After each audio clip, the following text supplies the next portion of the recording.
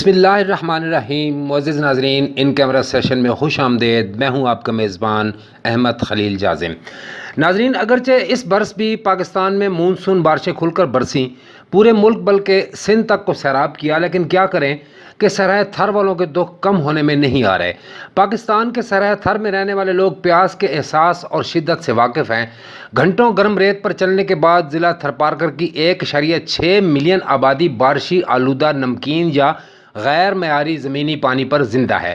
متعدد حکومتوں نے عوام کی زندگی کو بہتر بنانے کے لیے اسکیموں کا اعلان کیا، لیکن کوئی بھی ٹھوس پروجیکٹ طے نہ ہو سکا۔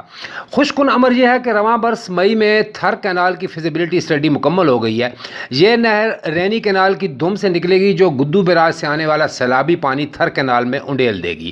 اس مقصد کے لیے رینی کینال کے آخر میں کھنجو نامی گاؤں کے پاس ایک خارجی گیٹ وابڈا نے رینی کینال کی تعمیر کے وقت بنا دیا تھا، جو کہ 5000 کیوسک پانی تھر کینال میں چھوڑے گا۔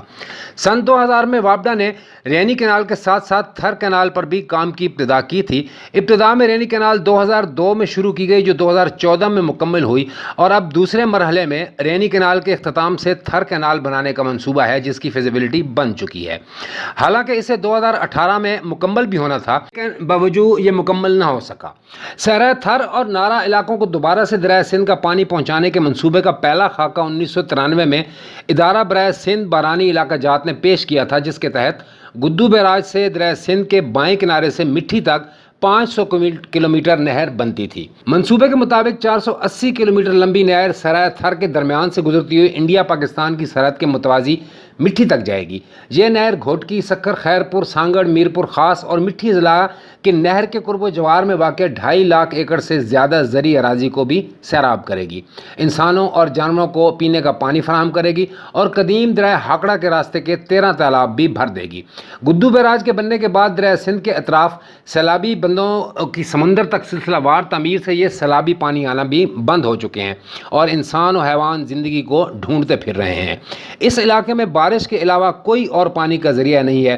ناظرین، جولائی سے ستمبر کے درمیان ہونے والی بارشیں بھی بہت کم ہو چکی ہیں، جبکہ گرمیوں میں درجہ حرارت 50 ڈگری سے بھی اوپر چلا جاتا ہے۔ 1962 میں گدو بیراج کے بننے سے ہاکڑا کے نشیبی علاقوں کو جانے والا پانی بھی بند ہو گیا اور یوں یہ سرحد تھر میں دریا سندھ کے قدرتی سیلابی پانی آنا مکمل طور پر بند ہو گئے۔ سندھ کے نہری علاقوں کی ترقی کے پس منظر میں سرحد تھر، نارا اور رینی کے علاقے تھوڑے بہت ملنے والے قدرتی پانی سے بھی محروم ہو گئے۔ تھر کینال بننے سے پیاس کا یہ صحرا پانی سے سیراب ہو جائے گا۔ ناظرین، دعا ہے کہ یہ پروجیکٹ وقت پر مکمل ہو تاکہ سرحد تھر میں رہنے والوں کی زندگی بھی آسودہ ہو سکے۔